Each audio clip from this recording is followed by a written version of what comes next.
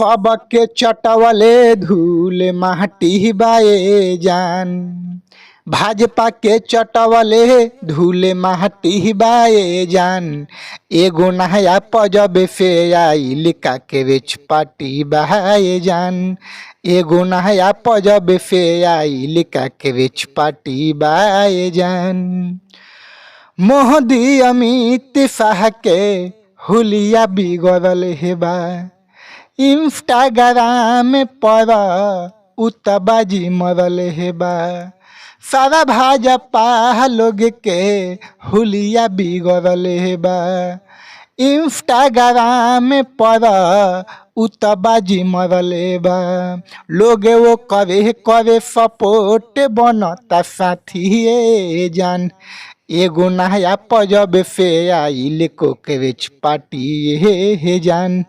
एगो नया पजब से आइल बा कांग्रेस पार्टी हे जान। कांग्रेस पार्टी जिंदाबाद, भाजपा पार्टी मुर्दाबाद। जी हाँ, आप लोग को ये गाना कैसा लगा कमेंट में ज़रूर बताइएगा।